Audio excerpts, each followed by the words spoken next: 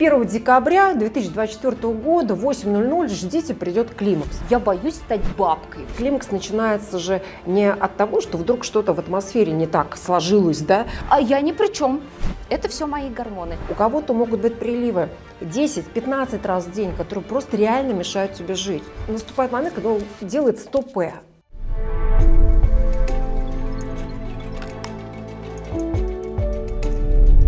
Добрый день, друзья! Вы смотрите программу «На здоровье». Меня зовут Елена Войцеховская, я медицинский журналист. И как всегда, по понедельникам в этой студии лучшие врачи, которые могут рассказать вам, что нужно сделать для того, чтобы оставаться и быть здоровыми. И сегодня тема, к которой я подбиралась практически 10 месяцев. Честно говоря, о здоровье женщины говорят сегодня очень много. Но когда мы начинаем задумываться об определенном периоде нашей женской жизни, о климаксе, нам всем становится страшно. И вот даже у меня сейчас побежали мурашки, потому что я понимаю, что рано или поздно об этом придется не только думать, но и говорить с врачом, говорить с близкими, говорить с самой собой. Как это правильно сделать, чтобы комфортно войти в этот период?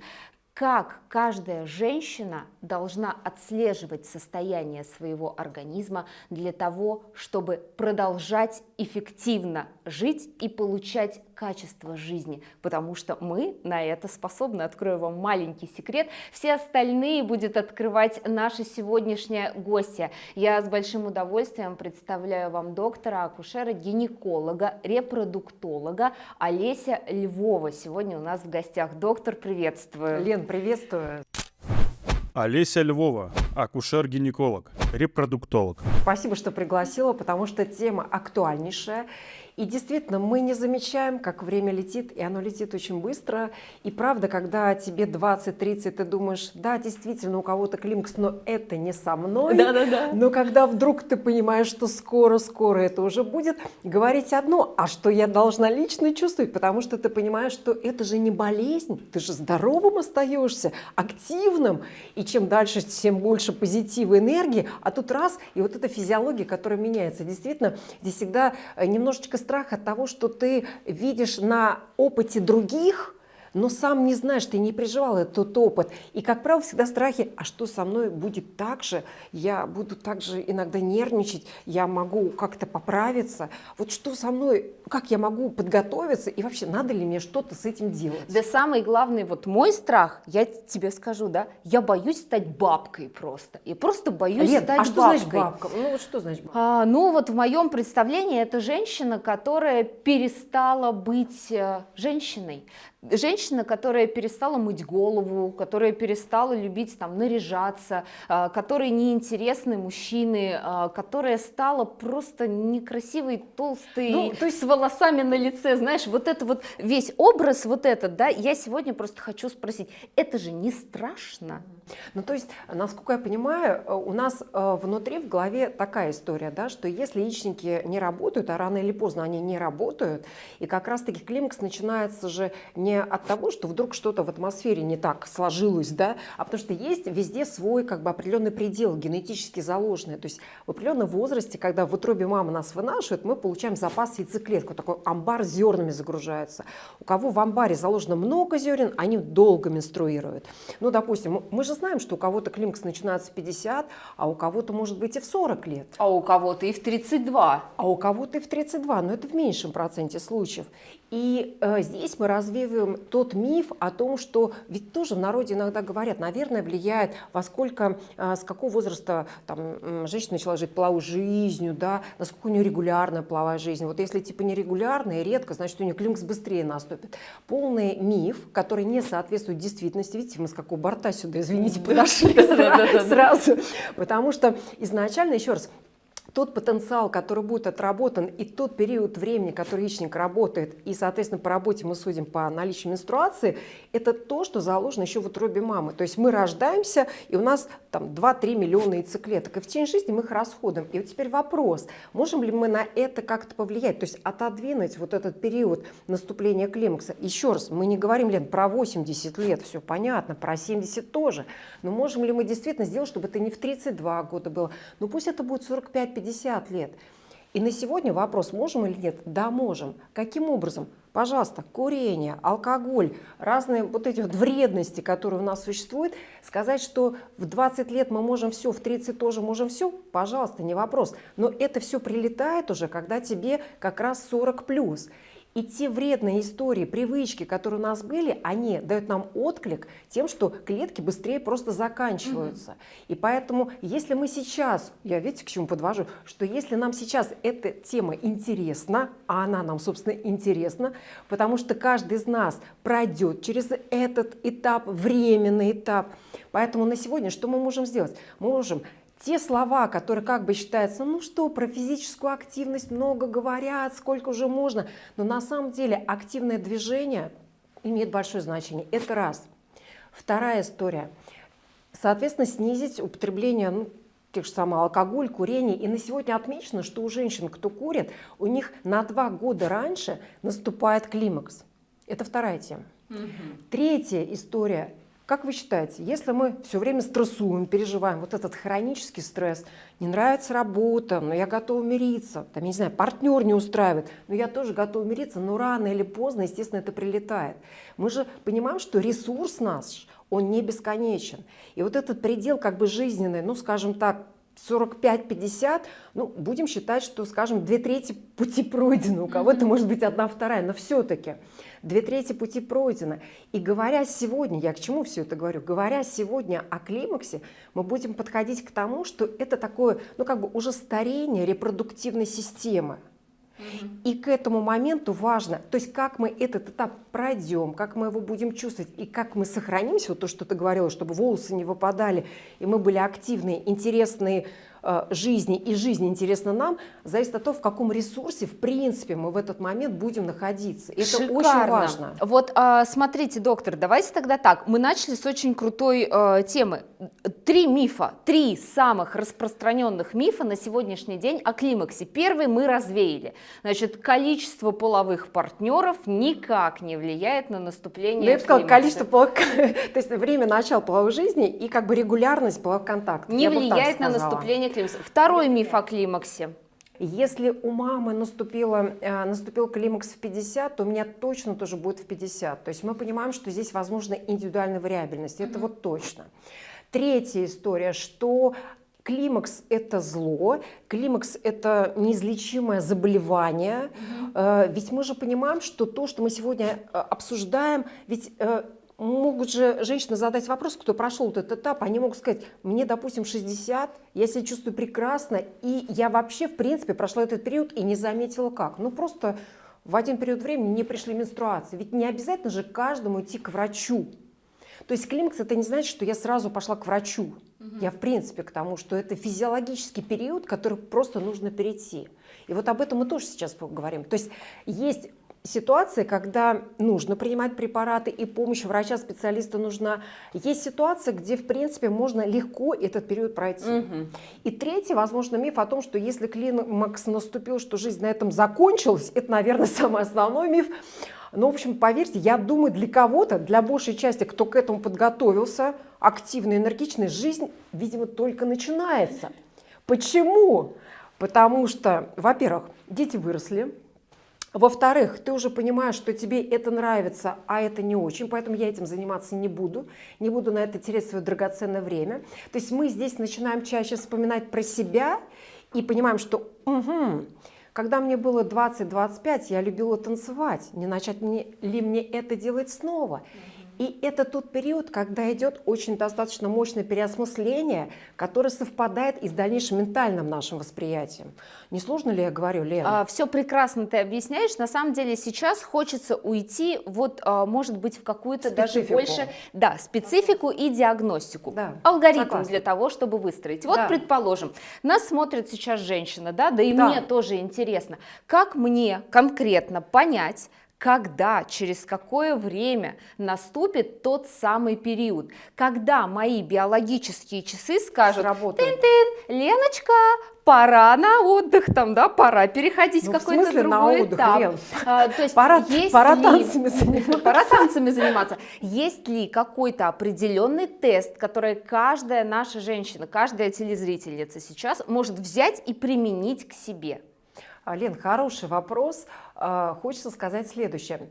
Безусловно, мы с вами понимаем, что в возрасте 20 лет, ну, навряд ли мы будем об этом, да, думать. Соответственно, возраст 40-50 – это частый возрастной интервал, когда действительно, если климакс наступает, ну, вы придете к врачу и скажете: доктор, у меня в течение полугода нерегулярные менструации, то раньше приходят, то задержки большие, а здесь 3 месяца, 4, 5, 6 и ничего нет. Это что? Я чем-то заболела серьезным? Врач смотрит на УЗИ и видит, что в яичниках ничего нет. Вот нет тех клеток, которые созревают и дают вот эту менструальную функцию гормональную. И здесь врач говорит: у вас климакс, вам вот 42, там 45, 49, у вас климакс. И сказать, что все удивятся, конечно, нет. Мы понимаем, что 40-50 – это допустимая история, когда это появляется. Теперь следующий момент, вопрос: а как я пойму, вот мне сейчас 40, у меня он близко, или я вот еще, мне работает до 55, яичники будут работать и работать? Есть ли какие-то возможности заглянуть туда внутрь? Смотрите, первая история.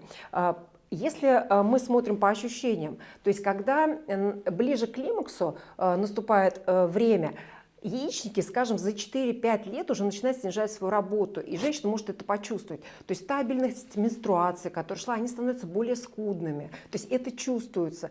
Длительность, допустим, были 5 дней, стали 2-3 дня. Это ощущается, потому что нагрузка гормональная снижается. Это я к чему говорю? Что не за один раз щелчок раз, и климакс пришел. То есть это процесс, который запускается заранее. То есть по ощущениям, первое, это можно понять. Второе. Как проверить, что действительно ощущения соответствуют тому, что ну вот немного времени осталось? Мы можем сдать тест крови, вот называется АМГ, возможно, многие сейчас слышали об этом. То есть антимюллеровский гормон, он показывает этих клеточек раз, два, три и все. Ну то есть низкий запас этих клеток или есть еще резерв, порох пороховницы, как говорится. И здесь, соответственно, если, допустим, уровень АМГ 0,3 и меньше, это говорит о том, что единично остались клетки и времени мало осталось. Безусловно, нет такого теста, который бы вам сказал: значит так, ровно через месяц, там, я не знаю, какое у нас число будет, допустим, 1 декабря 2024 года в 8:00 ждите, придет климакс. Ну, нет этого теста. Как мы понимаем о том, что не пришло? Мы говорили, задержка приходит цикла. И поэтому, когда мы видим АМГ, мы понимаем, что времени немного. И третье, в принципе, если не сдавать кровь и если не прислушиваться к своим ощущениям, что мы можем сделать? Мы можем прийти к врачу, мы на УЗИ делаем ультразвуковое исследование и смотрим, сколько вот этих пузыречков темненьких мы видим, фолликулов, мы видим при ультразвуковом исследовании в яичниках.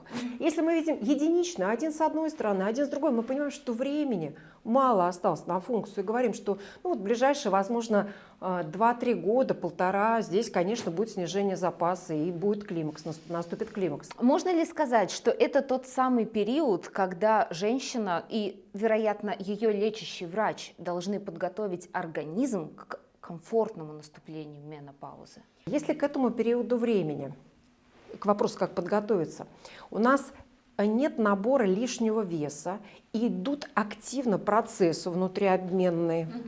Если у нас к этому моменту времени, скажем так, нет каких-то хронических стрессов, переживаний, тревог, депрессий, безусловно, у нас регуляция, ну, все же в голове у нас находится этот компьютер, который все регулирует. Естественно, в этих условиях адаптация происходит быстрее, если все отрегулировано, нет лишнего веса, есть активность, есть регулярный, нормальный, полноценный сон, и нет хронических стрессов, от которых ты не знаешь, куда деться, что является причиной тревог. Если этого всего нет, то, естественно, период этот проживается легче. Тогда можно сказать вопрос: А где такие бывают ситуации, что нет стрессов? и Где всего такие остального? женщины обитают, у меня вопрос, у которых нет стресса, лишнего веса, значит, что еще там, наверное, все с сексуальной жизнью у нее хорошо, да, нет заболеваний хронических, ну, может быть, тогда все классно Абсолютно пройдет. верно. И к этому периоду, когда мы подходим, у нас у каждого есть свой багаж того, что мы как бы с собой несем. У кого-то рюкзачок маленький, вот здесь чуть-чуть, здесь чуть-чуть, а у кого-то рюкзак огромный. И вес 100 килограмм, и уже давление не то, поднимается давление, кто-то на препаратах уже регулярных находится. И поэтому с тем запалом с физического здоровья, с которым мы пришли, и зависит то, как этот процесс будет протекать. У кого-то могут быть приливы 10-15 раз в день, которые просто реально мешают тебе жить. Реально женщина просыпается ночью от того, что она просто становится, ну вот, то есть мокрая, как кто? Как гусь. Как гусь. Да, мокрая, как гусь. И получается, как она в этом состоянии, она может уснуть дальше. Ей приходится вставать, переодеваться. Она испытывает дискомфорт, потому что, допустим, с партнером она рядом. Ну, в общем, разные вот эти моменты, социальные тоже. Естественно, женщина после этого не высыпается. И в этот момент, что часто бывает, служит дополнительной тревогой и стрессом, что в этот момент ты понимаешь, что что-то происходит с тобой не то. То, чего раньше не было. Ты уже привык к какому-то там стрессу хроническому и знаешь, как к нему приспособиться, что с ним сделать. А здесь приходят те ситуации, которые ты чувствуешь, но не знаешь, как ими управлять. Есть же такая тема? Конечно. И, естественно, тебя штормит от того, что ты встаешь там. Даже есть, я, когда готовилась к эфиру, посмотрела иностранную литературу, там даже называют как симптом тумана в голове. То есть ты как бы вроде как в реальности, но на самом деле у тебя вот как-то все это вот восприятие меняется. И в итоге, действительно, если такая симптоматика накатывает, ну, представляете, человек пришел на работу, не выспался, вот эта вся тема, которая пошла, что проснулся, в любой момент ты не контролируешь ситуацию, насколько женщина себя будет уверенно чувствовать в обществе, сомневаюсь очень сильно. И именно в этот момент, естественно, здесь будет раздражительность повышенная, то есть непереносимость чего-то. И ведь в народе же не просто говорят, ну вот такая как бы раздражительная, потому что типа у нее климакс, да, ведь говорим же мы так, да, вот не сдержанная, потому что климакс. То есть и тоже вот эти клише, которые клеют, если что-то не то, это точно, значит, климакс виноват. То есть вот в этой ситуации, когда приливы реальные есть и нужно помочь, действительно здесь женщина идет к врачу, гинекологу, оценивается ситуация ее, а что с маткой, миома, не миома, да? Решается вопрос и проводится обследование крови, чтобы сверхность крови высокой не было. Для чего это проводится? Для того, чтобы понять, как мы можем помочь. Ведь здесь же мы назначаем препараты гормональные, чтобы организму сделать легче переход. Помните, мы говорили, он работал там 30 лет, гормонов хватало, а тут бах. Мы о гормональных препаратах обязательно поговорим. Это вообще самый большой страх наших женщин. Сейчас он уже уменьшается. Но о приливах хочу закончить, да, вот как о таком, наверное, самом ярком симптоме да, климакса. абсолютно. Многие женщины сегодня знают, ну, как бы, может быть, я как-то сама, неудобно же к врачу идти. А в аптеках я видела, или там Галя из соседнего подъезда, мне сказала, что вот есть, оказывается, препараты, ты их попил, все, приливов нет, все хорошо. Или еще лучше, там, 5 полезных продуктов, которые помогают от приливов. Хорошая И тема. это работает? Лен, тема абсолютно хорошая, потому что мы понимаем, что мы, как уже говорили, мы восполняем дефицит. Дефицит вот этих женских половых гормонов. И если симптоматика, мы говорили, такая прям ярко выраженная, то мы специальные препараты для этого используем.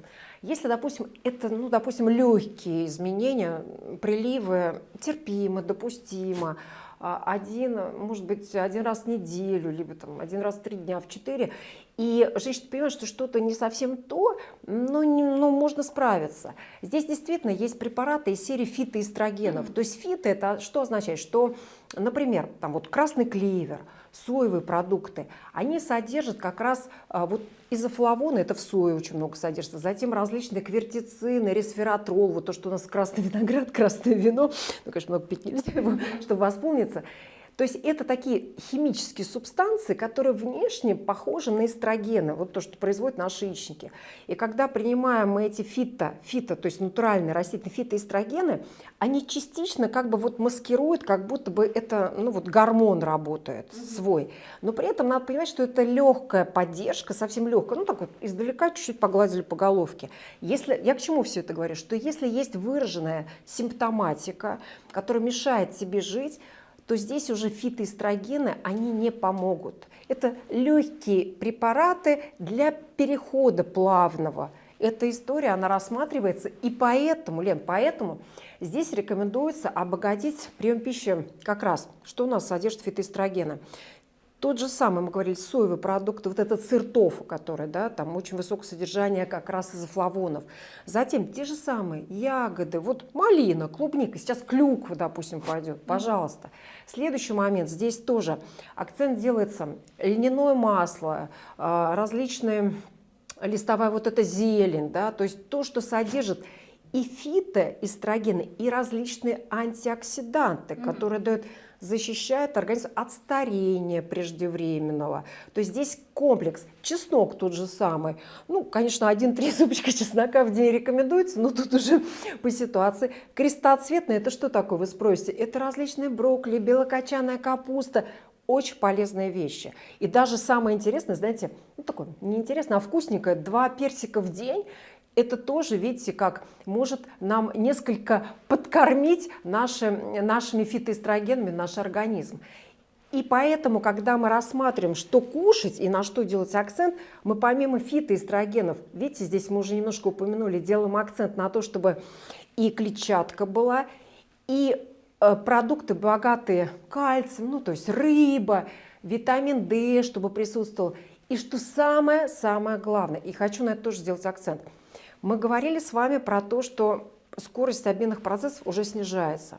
И здесь важно, чтобы пища была, ну то есть минимальное поступление сахара, практически чтобы его не было, вот эти легко усваиваемые углеводы. Это имеет очень большое значение. Почему мы сейчас про это говорим? Потому что, Лен, вот то, что ты говорила, что когда яичники уже не работают, и твоя ассоциация, что волосы выпадают, становятся менее тусклыми, хуже растут, потому что меньше эстрогенов, которые их подпитывают. И вот здесь важный момент, чтобы не было еще высокого потребления сахара, чтобы глюкоза была низкая. Потому что все это, вот этот лишний сахар, он соединяется с белками и делают коллаген, то есть меньше коллагена производится гиалуроновой кислоты, и кожа становится более хрупкой, вот эти заломы появляются. И поэтому очень важно, чем вот возраст 40+, убираем вообще вот не просто белый рафинат сахара, а в принципе легко усвояемые углеводы убираем их, просто нещадно убираем. Дорогие женщины, я хочу напомнить в очередной раз, что лишний вес – это причина не только плохого сна, отвратительного самочувствия, да, наступления ярких симптомов климакса, но и в целом это влияет на здоровье всего нашего организма. Мы записывали большой выпуск с Региной Доктор, в котором она подробно и конкретно рассказывала, как питаться, как правильно готовить, почему нельзя жарить на сковороде, да, почему это праздничная еда. Пожалуйста, посмотрите. Доктор, хорошо, тогда давайте переходим к следующему моменту. Ну, женщина думает: так, нужно мне и сою включить, и рыбу, и масло, и капусту, и начинает есть. Она начинает есть, да, она исключает, предположим, сахар. Да, она отказывается от белого хлеба, но количество еды, которое она съедает, еще и потому, что у нее стресс, а мы все знаем, что это очень простой источник получения удовольствия, приводит к тому, что женщина в пременопаузе, да, или уже в менопаузе, она начинает стремительно набирать вес. Да. Вот здесь многие говорят: а я ни при чем.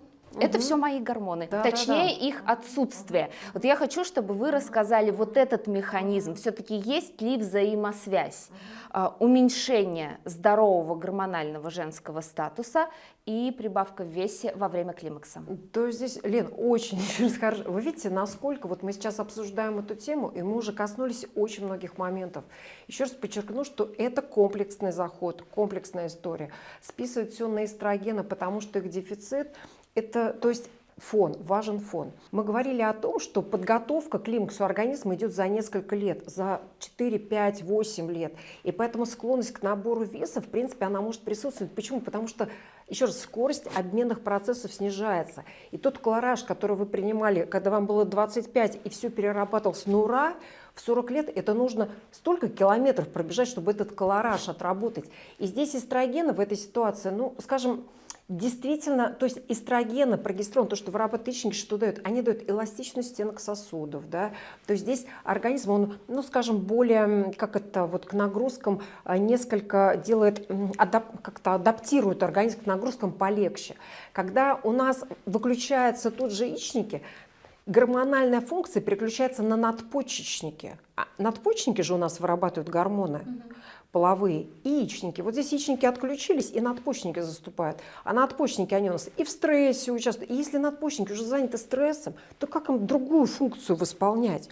Естественно, на этом фоне предрасположенность к повышению веса может быть, и это во многом все-таки связано с большим выбросом кортизола. Это вот то, что при выбросе кортизола, это то, что у нас гормон адреналин стресса, увеличивается выработка глюкозы в крови, выброс глюкозы в крови. Естественно, мы и заели стресс, так мы еще и получили глюкозу повышенную, и дома сидим, переживаем, на работе сидим, сидячий образ жизни, естественно, все это накапливает. То есть сказать, я к чему? Сказать от того, что у тебя климакс и сразу все посыпалось, еще раз, это период критически важный возрастного старения, который запускается не с одной кнопочки нажать. Что может женщина, каждая женщина сделать прямо с завтрашнего дня для того, чтобы помочь своему организму пережить этот процесс?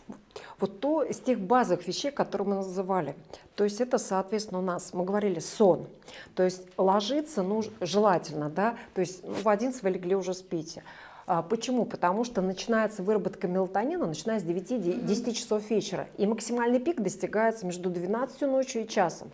Если поздний сон, укладываемся позже, значит, у нас, получается, преобладают гормоны стресса. Это тоже нам не вносит позитив, мы говорили, в прибавку веса тела, адаптации. Второй момент. Мы говорили о том, что, ну, про стресс мы уже сказали, про физическую активность. Это не то, что я каждый день хожу в бассейн, плаваю. Пошли прогулялись. То есть смена деятельности. И знаете, я недавно, ну не так давно слушала выступление гарвардского профессора, который сказал, мы, конечно, много можем говорить про физическую активность, а вот посмотрите, вот крестьяне раньше работали, они же не, они пошли там что-то покопались, либо бабушки в огороде покопались, потом, значит, полежали и опять покопались. То есть нужна смена деятельности. И он говорит, посмотрите, кошка, собака, раз кошка легла или собака легла, тоже через секунду, она как будто бы спит, через секунду она уже побежала дальше. И постоянная смена деятельности, ведь нет же вот таких собак, ну бывают, конечно, животные. То есть я к чему? То есть смена деятельности, вот этот интегративный режим имеет очень большое значение. И все-таки, Лена, учитывая то, что в студии сегодня присутствует акушер-гинеколог, хочется сказать, что, безусловно, препараты, которые на сегодня существуют, вот эти натуральные эстрогены, которыми мы пользуемся, мы помогаем, используя эти натуральные эстрогены, женские половые гормоны и прогестерон в комплексе, преодолеть этап перехода возрастного. Так. То есть когда наступает, я имею в виду, когда наступает момент климакса. Мы говорили про фито, который помогает тебе мягко войти. А если все-таки симптоматика есть, и, допустим, нам нужно профилактировать, кости становятся не очень плотными. Остеопороз, саркопения. Да. Это те вещи, которые могут накрыть спустя, допустим, ну, скажем, 4-5 лет после того, как климакс уже начался. То есть это отсроченная история. И в этой ситуации мы действительно используем препараты, которые наносятся, но они максимально бережно. Они трансдермальные, то есть они наносятся на кожу, чтобы не было, ну мы стараемся так делать, чтобы не было приема препаратов, которые таблетированные через печень проходят. Мы минимизируем вот этими путями натуральными, мы минимизируем различные побочные эффекты вот при использовании этих препаратов. Умеют гинекологи вот красиво так взять и подойти прям к самому вот этому климаксу. Как наступает климакс? Как он наступает? Как наступает? Как понять, что он наступил? Да, вот как понять? Сам климакс, когда пришел, мы понимаем это, глядячи назад. Почему? Потому что мы понимаем, что последняя менструация у меня была год назад. О, год назад! Значит, у меня климакс. И если мы хотим проверить, мы просто сдаем гормоны, и гормон ФСГ, он очень сильно увеличивается вверх.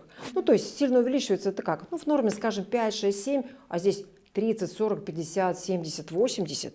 И на этих цифрах порой бывают вот эти шторма идут в плане приливов жара. И когда мы... Ведь ФСГ вырабатывается в голове, и чем больше идет раскачка в голове, которая вырабатывает ФСГ, тем как раз вот этот симптом тумана в голове начинается.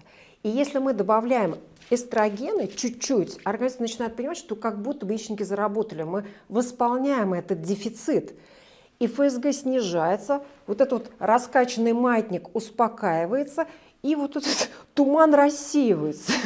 Поэтому вопрос тоже часто задают, как много времени можно использовать вот эти гормональные препараты. Именно трансдермальные? Нет, или вообще, я имею в виду заместительная гормонотерапия, неважно. Мы о ней вот как раз сейчас поговорим. Я все приближаюсь к этой теме, потому что она пока еще, как я сказала, достаточно болезненная для женщин. В нашей стране Лен, почему менопаузальная болезненная? гормональная терапия. Была история с тем, что якобы эти препараты могут вызвать развитие онкологических процессов, развитие других новообразований внутри организма женщины, да, и все-таки так или иначе многие женщины стараются пережить этот этап, и менопаузальная гормональная терапия, ну, это как будто бы не про меня, мне это не нужно. Всем ли женщинам в климаксе показана та самая менопаузальная гормональная терапия? Значит, кому показана заместительная гормонотерапия?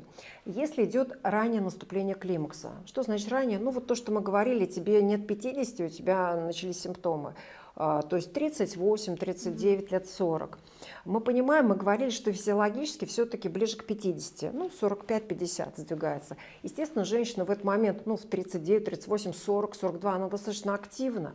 И, конечно, она замечает, что кожа становится менее эластичной. Ей хочется сохранить, ну, вот это как бы вот раньше не стареть. То есть это преждевременное старение репродуктивной системы, которое, естественно, сказывается и на выработке коллагена, гиалуроновой кислоты и так далее. Вот здесь мы назначаем как раз заместительную гормонотерапию. Если мы скажем, хорошо, мне 62 года, и я чувствую приливы, хотя у меня климакс начался, и я уже в этом климаксе типа 15 лет, но мы же с вами понимаем, что если человек в климаксе уже 15 лет, то о какой гормонотерапии можно говорить 61? Приливы, мы же понимаем, это понятие относительное. То есть здесь нужно проверить, щитовидная железа, как у тебя работает. То есть механизм действия совершенно здесь другой. Поэтому на сегодня какой, ну, как бы, какой посыл и какая позиция? То есть если назначается заместительная гормонотерапия, первое мы говорили, что используются минимальные дозы максимально доступным путем.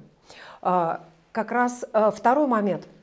Назначается терапия, если у тебя климакс не больше 10 лет. Не больше 10 лет. Потому что если, допустим, он уже длится, ну уже ты 10 лет как в нем пребываешь, прийти и сказать, назначьте мне что-то, чтобы у меня что-то заработало по-другому, ну смешно. Потому что мы говорили с вами, что организм уже садаптировался. Это временный этап перехода. И третье, на сегодня, ну, мнения разнятся, да, то есть считается действительно важно использовать препараты, но бережно, нежно и мягко, и понимать, кому и когда. И на сегодня считается к вопросу, как долго, да, и когда стоп сделать. Потому что бывает, например, приходят женщины, кому 56, 60, и просят, и говорят, я, значит, посмотрела, моя соседка, она использует эти препараты, значит, у нее кожа такая хорошенькая, я тоже так хочу. И мы понимаем, что, конечно, все-таки 55 предел. Кто-то пишет 60, но мое личное мнение, ну вот до 55, не позже. Почему? Потому что действительно есть другие, как мы называем, гормонально зависимые органы. Мы знаем, молочная железа, кишечник. Ведь вопрос, почему в принципе организм так устроен, что он наступает момент, когда он делает стопэ. Почему?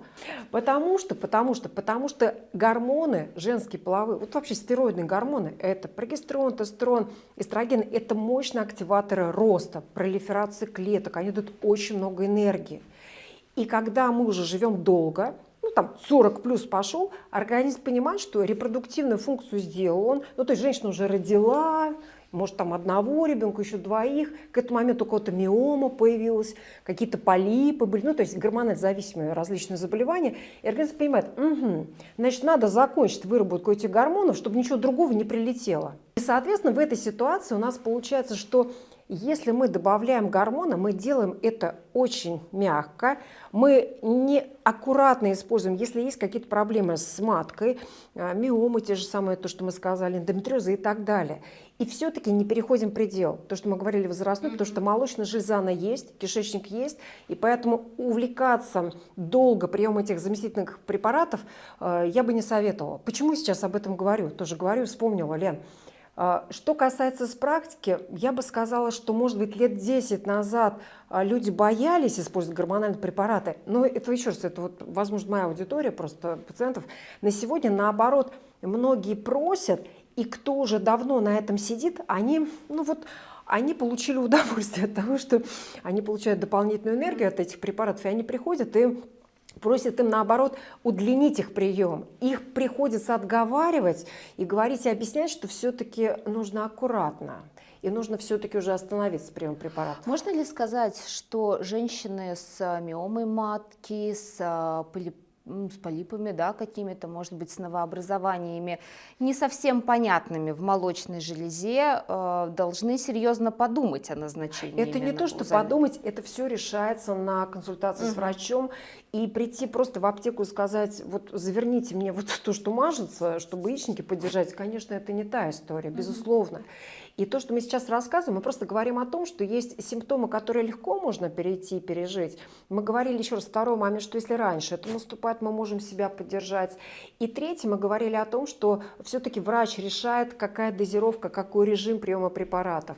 Возможно, 2 лет будет достаточно, возможно, 1 года. Это вот к вопросу, долго ли длятся приливы. Они же могут год, могут 2 года, а потом уже уходят на спад все эти вещи. Хорошо, доктор, тогда такой вопрос. Сегодня очень много появляется новых препаратов, новых методик, которые якобы гарантируют женщине о том, что это не гормоны, да, не синтетический аналог ее природных, натуральных, хорошеньких гормонов, которые, к сожалению, выключились, а вот что-то такое более натуральное, например, плацентарные технологии, всевозможные инъекции женские молодости, в которых вообще там мало кто в составе-то разбирался, да, БАДы и так далее. Вот здесь есть ли какая-то почва для беспокойства нашего с вами относительно здоровья тех женщин, которые поверят и будут использовать эту терапию?